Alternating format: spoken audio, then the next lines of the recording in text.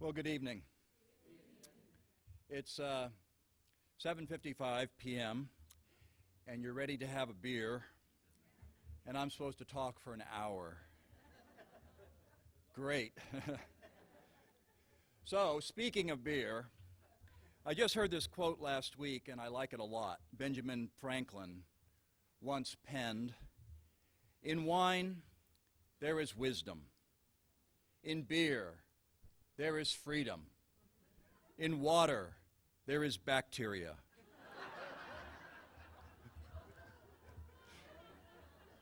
So now you know I'm Catholic. Just for the moment and just for the fun of it, I'd like to speak to the topic of our last two morning plenary presentations. Women and girls aren't the problem, they're the solution. My adaptation goes like this: women and girls aren't the problem, they've all I've got. Because, by way of self-introduction, for a period of 3 years, my wife, my 3 daughters, our 2 female dogs, and our 3 female cats lived at the Sisters of Loretto Mother House in central Kentucky. We lived on campus. I was the resident farmer. My daughters had 140 surrogate aunts and grandmothers, and the sisters had their own post office, which meant they had their own zip code, which meant if you wanted to send me a letter, all you had to do was to write on the envelope, "Man, 40049. I was the only one there. And that's not really the story I wanted to tell you about the Sisters of Loretto. The Sisters of Loretto was the first community of Catholic women religious that was actually formed originally in the United States. And it was formed around the mission to address, in effect, systemic poverty. And what they did was they were part of creating a system to educate underserved children, poor children, grades 1 through 12, and to provide education for young women. They started Webster University in St. Louis, one of the first women's colleges west of the Mississippi River. So you see, nuns aren't the problem, they're the solution. And I wonder, given the investigations into religious communities for the last couple of years, how that title sounds to some of the authorities. Let me start, yeah, that was right. Let me start this evening by offering 4 cautions. First, my sisters and brothers, those of us who work in justice and peace sometimes say that our work is to comfort the afflicted and to afflict the comfortable. And so given those 2 options, you can probably guess which one I'm going to do this evening. I figured you'd rather be provoked than anesthetized, which is just to say that my intent tonight is to nudge and challenge and provoke a bit, and not for the purpose of being a pest, but to agitate enough to help us think fresh, new thoughts about how we might do our work better. It is my own experience that I grow spiritually, morally, and even intellectually, mostly from being made uncomfortable. Thank you very much, Dr. Machado. I consider being made uncomfortable an attribute of the Holy Spirit. And I so often notice that transformation process begins with being provoked, disturbed, or annoyed, which is why people who have children so often are transformed. So if something I say this evening seems difficult to you, that could be a good thing. Anyway, I'm just asking your permission to say some challenging things tonight. Number 2, I also admit that I'm not a professional theologian. I don't have a PhD in social ethics or anything else for that matter. But I work in one of the largest faith formation laboratories in the country called Just Faith Ministries, experimenting, exploring, and inviting people into the relationship between the practice of faith and the practice of justice and compassion. My 30-second advertisement, which I didn't ask permission for, is that Just Faith Ministries crafts programs that transform people, and in so doing build constituency for the work of justice, and if you don't mind my saying, for your work of justice. Over 25,000 people have been through our programs, but what is most significant is what they do after they go through our programs. If you want the numbers to double at this conference, our work can help. Advertisement over. Third caution, My remarks tonight are meant to be exploratory, interrogative, and I hope generative. As my grad school theology professor once remarked, theology has suffered more from being boring than it has from being wrong. And so my intent tonight is to be neither wrong nor boring, but I don't presume to speak without error. In fact, my daughters are absolutely sure I will speak with error. So you should test my words and feel free to critique freely. In any event, I want to prompt as many questions as I want to try to answer, even if it takes hyperbole, which I have never used before, not once. Nothing I'm going to say this evening is new, but I will warn you, what I will propose tonight, it will speak to the most dramatic reconfiguration of the local congregation that I can imagine. And it has everything to do with why we have gathered here this weekend. Finally, final caution. I'm reminded of Dr. Machado's amusing and self-effacing comment that the book she is working so hard on right now will sell for $1 at a yard sale in just a couple of months. And I'm not sure about that, but my own personal application of her words is this. Next year, when we convene again, it is likely that no one will remember much of what I say tonight.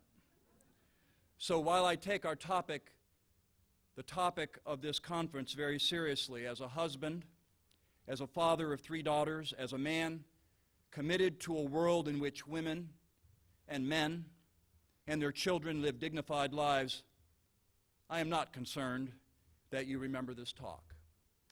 But I'm hopeful that you will remember 3 words, and you'll know what those 3 words are by the end of this presentation. So let me get started. And just to make sure that we're awake, let me say something as provocative as I can right away, and I will risk sounding crabby, which is not my dominant mojo. Here goes. If it can be said about the message and work of biblical justice that it is unfamiliar to Christians, that in effect most people in most churches are only vaguely familiar with the tradition of compassion for the poor and vulnerable and justice, written, spoken, or lived, that is embodied, then it can also be said that every activity in those churches is being shortchanged by a message that only pretends to be the gospel.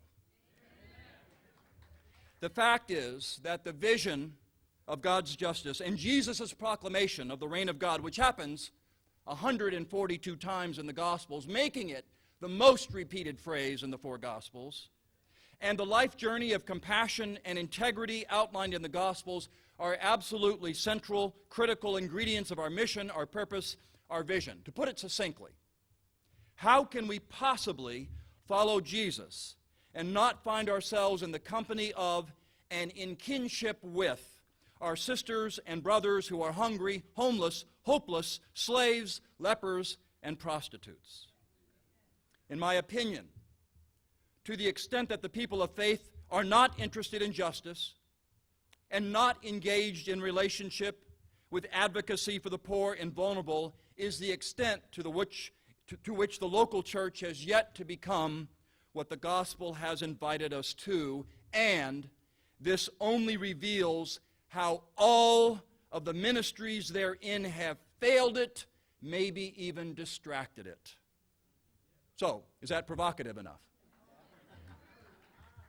If our churches are not forming or not trying to form real-life saints, real-life prophets, real-life heroines, heroes, and martyrs, then what are we doing? So, lest I sound too crabby, the truth is I'm actually very hopeful. Indeed, even encouraged by the possibilities in front of us. This conference itself, 700 strong, focused on critical social concerns and political advocacy, speaks to what is possible, and yet we all know that in so many ways the work of advocacy, justice, outreach, peacemaking is work that is still so very underdeveloped, underrepresented, and underemphasized in most of our churches. So here is what I want to speak to tonight. I have decided not to speak of tomorrow, at least not directly. I will not address how to do your advocacy work tomorrow. I will not even try to add to the really impressive and sophisticated presentations and social analyses that have been provided over the last few days, and they have been remarkable. I will not tell you how to talk to your congressional representatives tomorrow. You will do fine, I have no doubt. I will not help you craft your language for tomorrow. Instead, I will speak to the day after tomorrow, and the day after that, and the day after that. And after tomorrow, and after tomorrow's very important work is finished, what else can we do to make for a more just world? My sisters and brothers, we all know something of what it takes to effect systemic change. And one of the things it takes is constituency. It takes people, lots and lots of people, engaged, active, and determined. And I would like our numbers to swell significantly. I would like to see a surge of church commitment to a just world characterized by human compassion, interconnectedness, and justice. Or to give you one example, I want the number of people who attend this conference to double next year, and then I want it to double again. I want the Christian community to be an asset to God's dream, not a spectator or an adversary. I want those of us committed to justice to experience what it might feel like to be in the majority instead of minority in our own congregations, often eyed suspiciously even by our own members now. I want justice to roll like a river, and I think that means a lot of people have to be part of the current. And for that to happen, something needs to change. And that's what I want to address tonight. My argument this evening has three parts. First, it's my observation that while church-based social ministry, and again what I mean by that phrase is the local church's commitment to address the immediate needs of the poor and vulnerable and advocacy for the long-term restoration of justice for people who are poor and vulnerable. While social ministry is alive and perhaps growing and maybe even thriving in some places, it is still mostly underdeveloped, inadequately supported, and not an integral part of church life in most places, in effect, diminishing the hope that the church can be a positive force for social change. Second, and you might find this surprising, it's my conviction that the major challenge ahead is not a lack of theological investment on the part of our faith tradition or church leadership, or a lack of goodwill in the pews, or the current pop political drift. Rather, the impediment is a structural one found in the home of most Christians, and that is how the local church defines itself. Third, that for the American church to thrive in the future, the church structure must be changed and will require nothing more, but nothing less, than the embrace of our own best examples of faith communities throughout history, requiring both a new vocabulary and a new paradigm for church membership. And the hopeful part is that this structure can be changed within the fundamental logic of what it means to be Christian, biblical, prophetic, saintly, and faithful. This will necessarily and dramatically impact the definition of what it means to be a minister or a member in the church. So if you work in a church, my hope is that you came to this conference willing to change your job description. So back to my first point. The role of what we call social ministry within the life of a church can be evaluated in a number of ways, I know.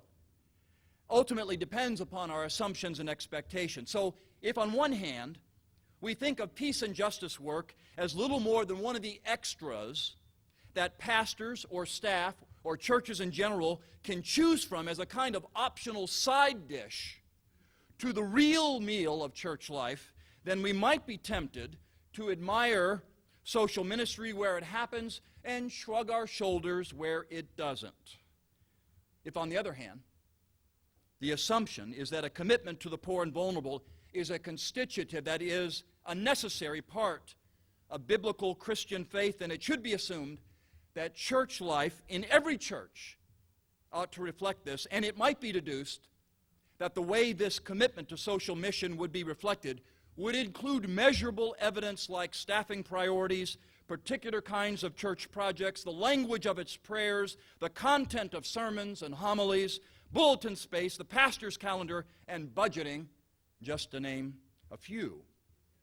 Now, having visited more churches in the last 10 years than any other human being in the entire universe, that could be true, I can only say that I've met a lot of very, very fine, committed, and even extraordinary people committed to the work of justice who pray, worship, and work in church environments that are more often than not disinterested in their work.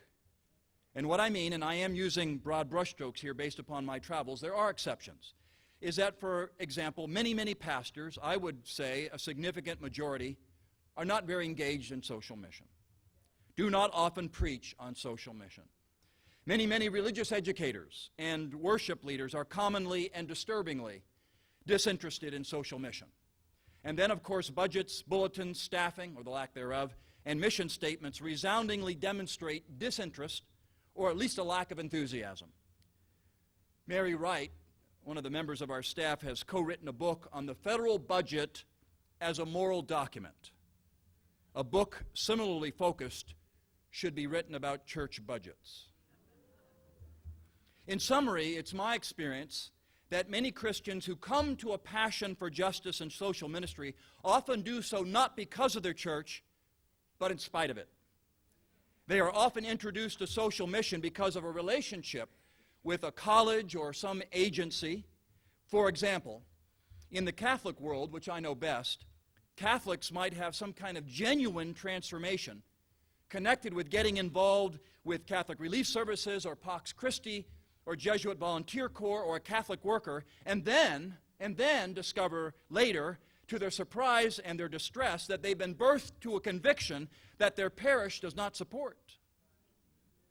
And I know this is not peculiar to Catholicism.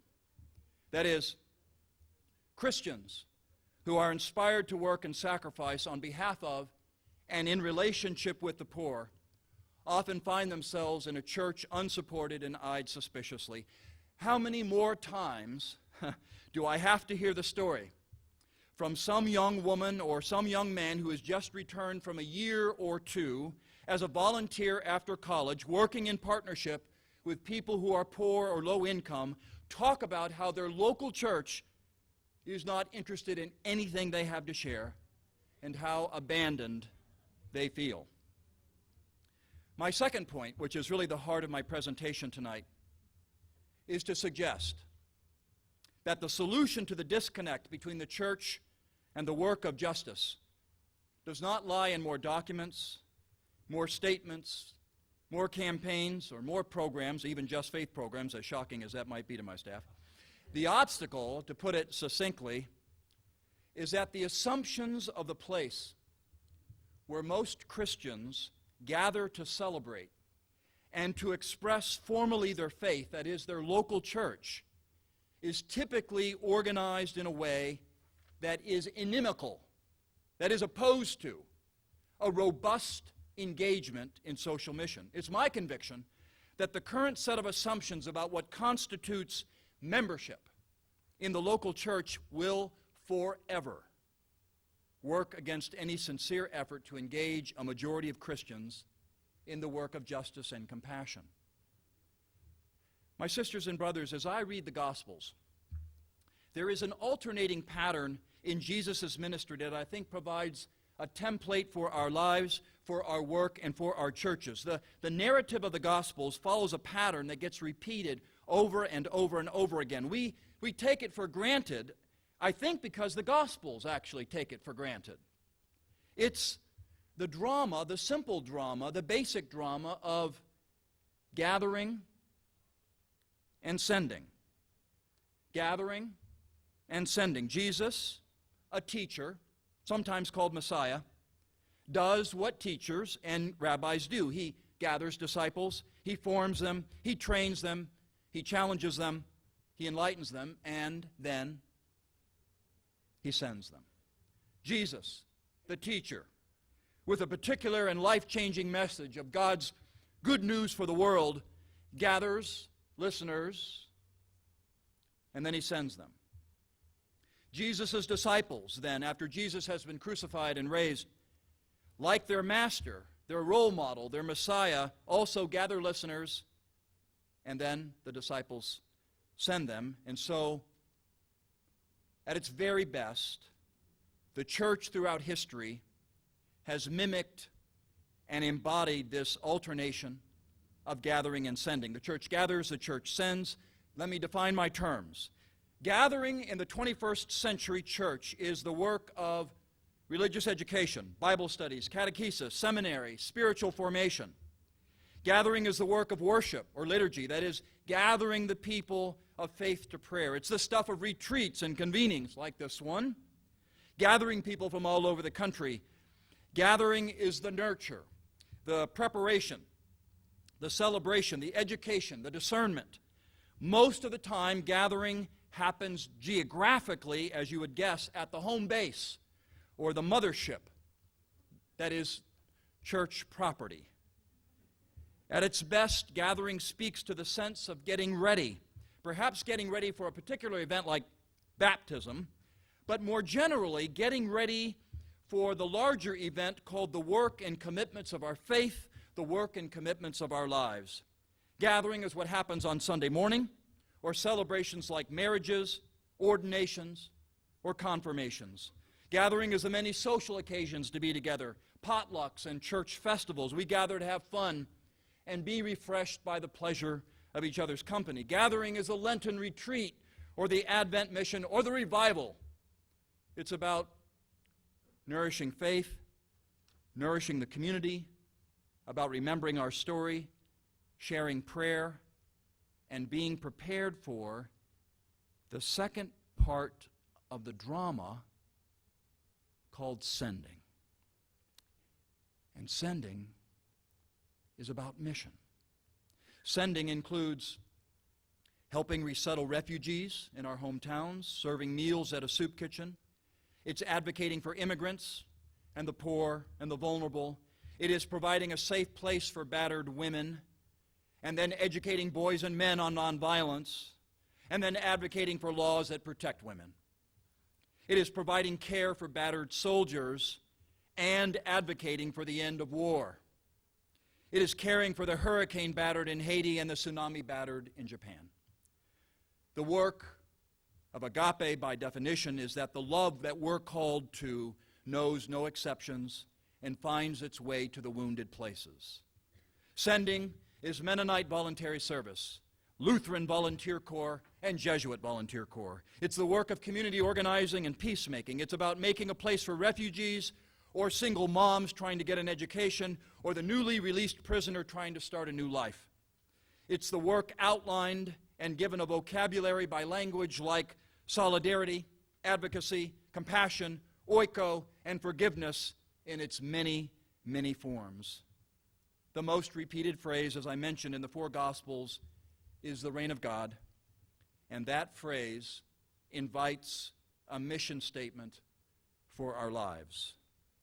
And the touchstones of the reign of God, of seeking justice and making peace, include the common good, the dignity of every human life, the dignity of creation. It speaks to good and safe jobs, attention especially to the poor, and a bias against violence of all kinds, including the violence of poverty, the violence of war, the violence of exclusion, and the violence against women. The proclamation of the reign of God is to embrace the gift of life and the gift of creation that God has given, and to relish it and to share it and protect it. And the critical religious insight drawn from Matthew 25 is that this sending is a necessary part, a constitutive part of what it means to be in relationship to God. Whenever we tend to the poor or the hungry or the naked, we tend to Jesus. To know compassion for God's poor is to know God. If there is no compassion, there is no relationship to God. You see, the gospel is a drama of gathering and sending, gathering and sending. It cannot be one or the other. It is necessarily and unavoidably both. And here is the problem. Now, every talk has a major climax, and since apparently the angels are not going to sing in anticipation of my next sentence, I'm just going to tell you it's coming. And here is the problem. Churches, as they are currently and routinely configured, are primarily or exclusively places of gathering. If you look at the church bulletin, the church budget, the church staff, the pastor's time, it's all about gathering. It's all about gathering. It's about gathering for worship, gathering for prayer, gathering for education, gathering for fun, gathering for worship planning, which amounts to gathering in preparation for more gathering. One telltale indicator of this is the fact that the most repeated church question is, what time is worship? Or another way to say that is, what time are we gathering? So often the church calendar is nothing but one big list of gatherings. So let me be clear, I'm not bashing gathering. I've dedicated my life to it. I'm a teacher, for goodness sakes. The only thing better than gathering with 10 people is gathering with, 700. Gathering, as we all know, is absolutely critical. Gathering as the nurture of faith is essential. The human hunger for God, for meaning, for faith and understanding, the appetite for vision and spirituality, the desire for encounter with the sacred and the holy are all real and all absolutely precious. We need a faith community, so we gather. We need to learn and be formed in the likeness of Christ, so we gather. We need to be mentored to holiness, so we gather. We need to pray, and we need to learn how to pray, so we gather. We need to celebrate, so we gather. We need to understand violence against women, so we gather. But gathering, disconnected from sending, ultimately mutates into something quite less than the gospel, and something less than what is so very compelling about Jesus and the church he inspired. That churches are structured for gathering and not structured for sending has at least two serious consequences. First, churches that emphasize gathering and not sending become static because they have lost their mission. Gathering is for the church, but the people of God are for the world. Churches that do not structure themselves for mission, outreach, justice, compassion, charity, advocacy, solidarity, and peacemaking are churches that have been reduced to puny expressions of the gospel. Cheap grace. Really, when you think about it, what authentic or potent religious tradition is primarily concerned with itself? The critical question for churches to answer is not just what time is Sunday worship. In addition, the question for churches to answer is what heroic, healing things does this church do for the world, and how can I be involved? Second, churches that emphasize gathering and not sending no longer even do gathering well. For we lose a sense of what we're gathering for. What are we preparing for? What are we praying for? What are we learning for? What are we being formed for? Spiritual formation, for example, in the absence of sending, mutates into some kind of pious version of self-preoccupation. Worship gets turned on itself. Well, at the end of worship, many of us say something like, go in peace to love and serve the Lord. And what we mean is go in peace and make sure you come back next week, period. And bring some money. It's time that we who are religious educators or worship planners understand that we can't do our job without a focus on compassion and justice, without an eye toward mission. My brothers and sisters, churches lose members, not because they're wrong, but because they're not compelling. They're not heroic. They're not relevant. They're not courageous. And our children need and want a church that is heroic, like like Jesus, like Francis of Assisi, like Desmond Tutu, like Dorothy Day, like Dr. Martin Luther King Jr. Our children want to be challenged to their bones. Our children want to be invited to something that will ask a lot of them. And my brothers and sisters, so do we. And here is the absolutely fabulous news. Wonderfully, the Christian tradition has a robust history of sending, expressed in literally thousands of organizations, some of which are represented at this conference. Just take the time to read again the long, long list of sponsors and exhibitors at this event. And this is just a small sample. The church has spiritually birthed people inspired by their faith to work side by side with the poor, the abandoned, the dispossessed, the discarded in nearly every country in the world. Just look at the cloud of witnesses, look at the cloud of agencies, look at the cloud of advocacy, the cloud of care and love and compassion, which has been inspired, empowered, and set loose by the Holy Spirit in this world, by this reality called Christian. Just walk up and down the exhibit hall and consider the world of good being done by Christians sent. It is, I admit, a pleasure for me as a Catholic to see the enormous horizon of great and remarkable things being done by my Protestant and Anglican sisters and brothers. But, and here's the point, what I find so interesting is that historically, almost all of these remarkable expressions of sending have been lodged outside of the local church. In most churches, in most places, they are typically considered optional, peripheral, extracurricular, extra credit. Indeed, the challenge that many of these organizations have tried to address for years, if not decades, is how to get into the local church. The prior question is, how did it happen that social mission ever got outside of what it meant to be in community inspired by Jesus Christ? In other words, why, when I want to serve on behalf and in partnership with the poorest of the poor, do I have to look outside of my church for a way to get involved? Now, just ask yourself for a moment, could this conference happen at your church? I'll take that as a no. And if it did, would your church members attend? And so, the final point I'd like to address tonight is, where do we go from here? And happily, we don't have to invent this. All we have to do is look at some leading edge examples and make some choices.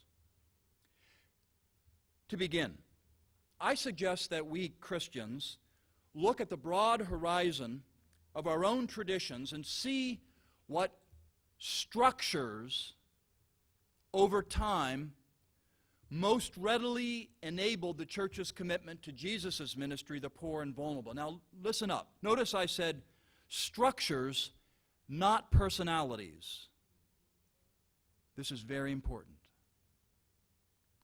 Let's see where the soil has been made fertile for peacemaking and justice. Let's see where most of our saints and our prophets and our martyrs come from. Now, let me give you an example of what I'm talking about, drawing from my Catholic tradition, which I know best. For decades and centuries, some of the most remarkable witnesses to the work of peacemaking and justice in the Catholic world have been women and men of religious communities. This just needs to be said. A lot of Catholic saints, a lot of Catholic prophets, a lot of Catholic martyrs have been women and men with letters after their last name, like OSF, or SJ, or MM. For those of you who don't know anything about Catholics, that means Franciscan, Jesuit, and Maryknoll.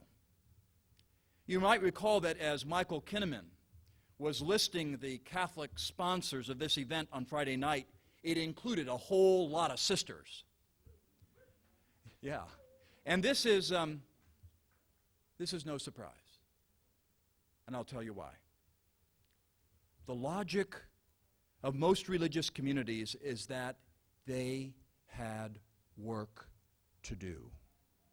They were called to serve the poor and the vulnerable. There were schools to build for poor immigrant children. There were hospitals to build to serve the poor. There were dying people on the streets of Calcutta who needed love. Nobody joined Maryknoll because the mass times were convenient.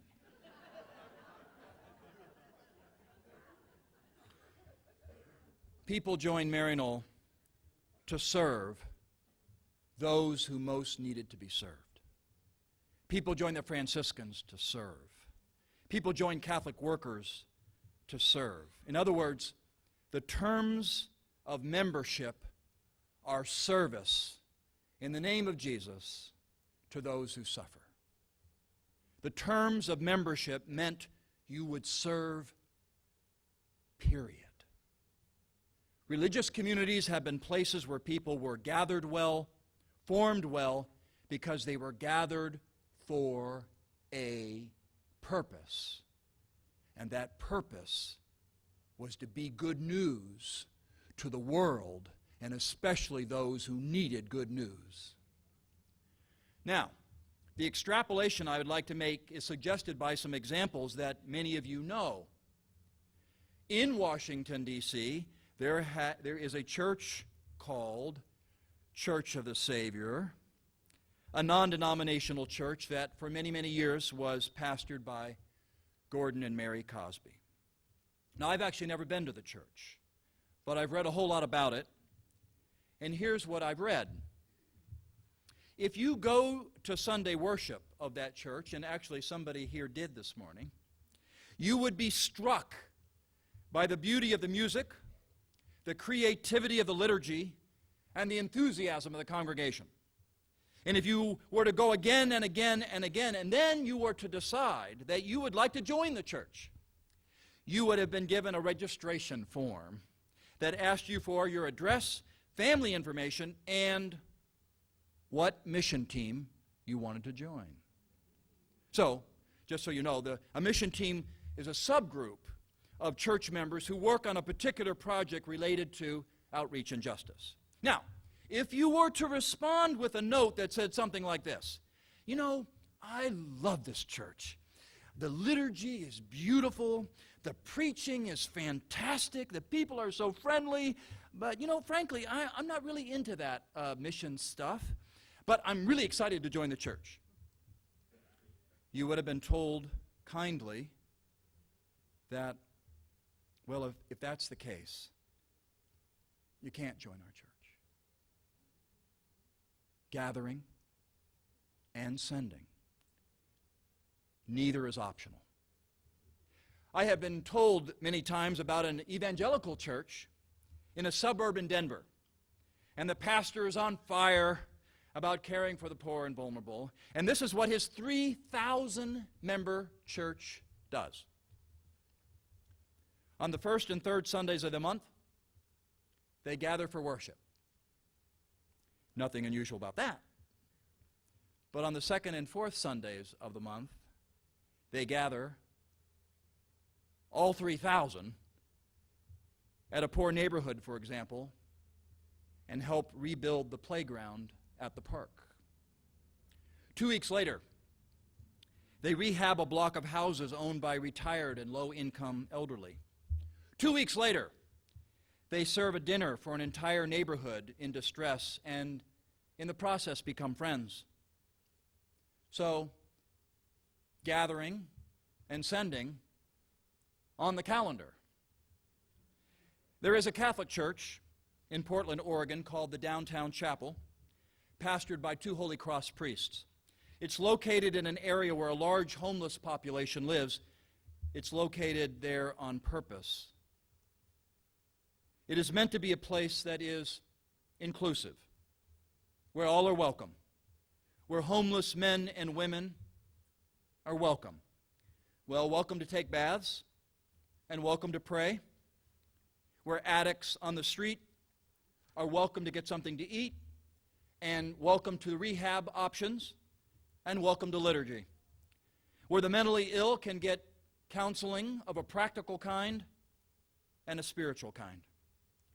It is a church defined by a critical social mission lodged verbatim in the gospel, gathering and sending, obvious, clear, critical, inspiring. Every year, dozens of young people commit themselves to working full-time as volunteers at this church because it gathers and it sends. It feeds their faith by gathering, and it feeds their faith by sending. It forms their lives by gathering. It forms their faith by their lives by sending. It gives them a glimpse of Jesus' life and mission by being gathered and then being sent. And then, I hear, there is a conference in Crystal City, Virginia, and it is ecumenical. On Friday and Saturday and Sunday, the participants pray, study, share meals, drink beer, I hope, and discuss. And on Monday, they carry a vision of justice to their country's politicians. Their gathering is informed by their sending, and their sending is informed by their gathering. Gathered and sent. Perfect.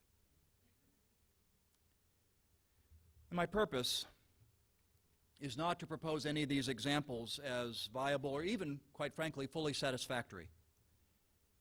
But they are suggestive that it is possible to define membership in a church by gathering and sending. And here's my point. Why not churches that ask everyone, to commit to serving the poor and seeking justice, just like Church of the Savior or the Missionaries of Charity ask every one of their members? Why not divide every member of a church into teams of 12 and ask that team of 12 to commit themselves to at least one refugee family, or one neglected patient at a nursing home, or one at-risk child who needs tutoring and a little cloud of friends, and then ask each of these teams of 12 to complement their face-to-face care with a face-to-face visit with their congressional representatives about the life and death issues related to those that they care for? Why not teams of 12 who do advocacy work together, researching, learning, and acting and empowering the rest of the community? Why not teams of 12 small faith communities that pray together, study together, and reach out together? Why not organize 12 doctors in the church into a local version of Doctors Without Borders, who travel and serve those in needy places, and then who write letters on issues related to health care policy? Why not a team of 12 sent by the church to Haiti and then visit their senators on issues related to foreign aid and the recovery of that country? Why not a team of 12 to start a community garden and who provide produce to low-income families and who also become experts on the Farm Bill? Why not a team of 12 groomed for community organizing? Why not a team of 12 plumbers to rehab the houses of low-income and at-risk families and who are also trained in the politics of addressing poverty? Holy and prophetic plumbers. Why not? My brothers and sisters, why not half the church budget for gathering and half the church budget for sending? Why not half the church staff for gathering and half the church staff for sending? Why not half the church's buildings dedicated to gathering, like worship centers and classrooms, and half of the church buildings dedicated for sending, like hospitality houses and literacy centers? Why not every bit of half of the church energy for gathering and every bit of half of the church energy for sending? Now, I ask you, does this sound in any way heretical or unfaithful?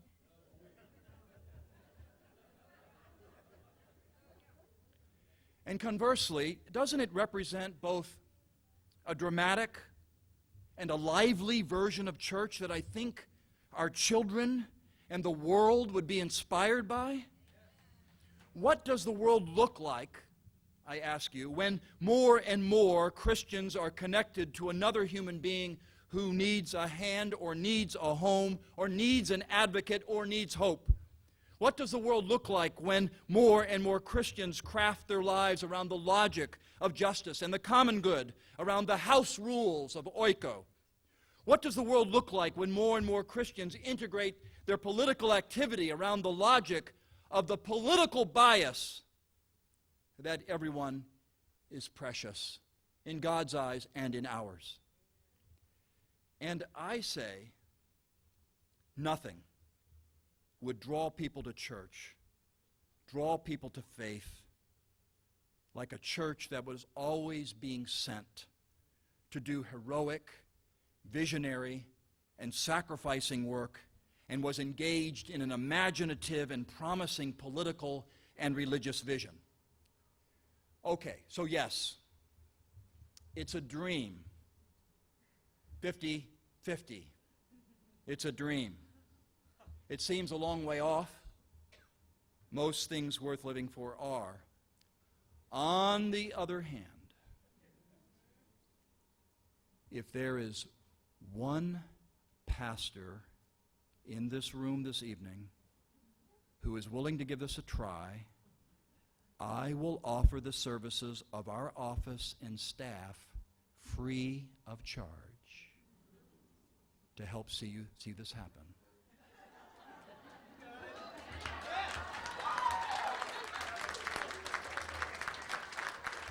All we need is the witness of a church like that.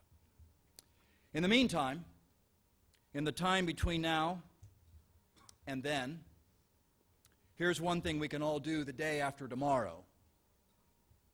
Gather 12 people around you who want to be sent and get to work. Why not? Let us live now that which we hope for in the future, both within our church and in the world. There are things to do with 12 people that we could never do on our own.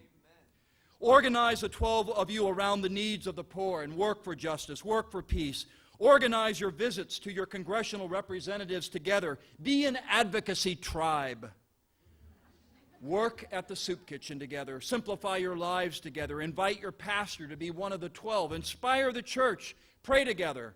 Laugh together, cry together, hold each other accountable, and then just hold each other. And give your lives away together. And change the church by your good example, like most church reformers have done. And finally, the other even more important question than why not is why. I can give you just a couple of reasons why. 6 years ago, I was diagnosed with advanced cancer and given poor odds for survival. At age 48, with a wife and 3 daughters not even out of high school, that was hard news to hear. And of course, I know that we all die, and I knew that I would die, but I didn't think it was going to happen at 48. And I did most of the things that people who face death for the first time do. And one of the things I did, I admit, was to consider what I wanted to do before I might die. And I went through the usual list. Trip to Hawaii. New truck. hair transplant.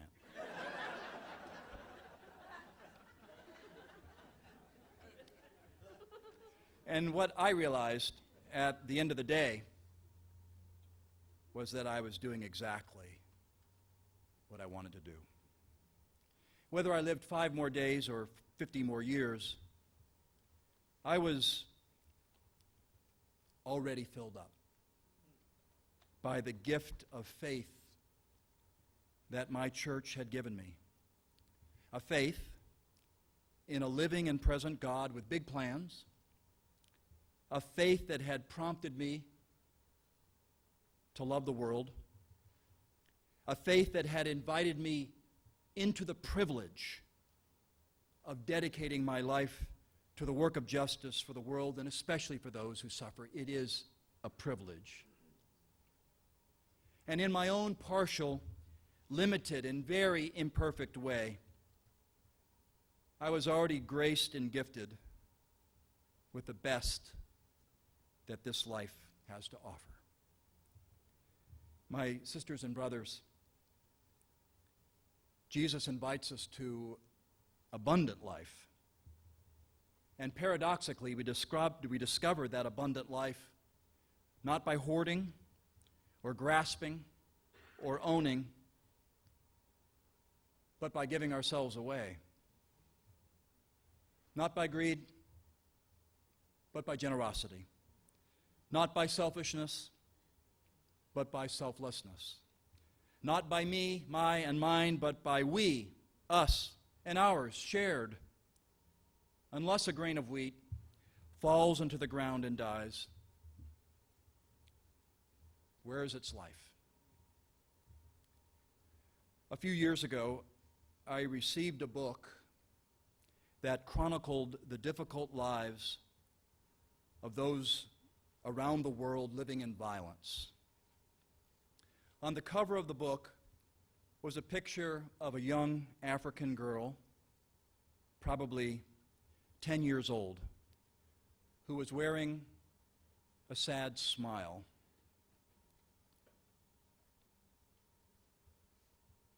Where her arms used to be were healed over stumps. Her arms had been macheted off by some warlord.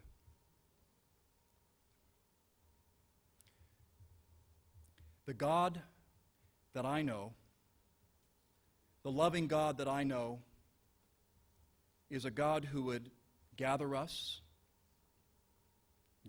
in prayer, gather us in study, gather us in community, and after we had been formed and made ready, that God would send us, and we would want to be sent, and that God would send us to that little girl. And that God would form us in a way that we would not be satisfied until the world was a place where little girls and all women and all people could laugh and grow and be safe and know love. And this is the work you'll be doing tomorrow. And I hope the day after tomorrow. The God I believe in wants a church gathered and sent to heal this wonderful and wounded world, and with whatever time I have left, that's what I'm living for. So, thank you for your witness. It is a privilege and a grace to be part of you.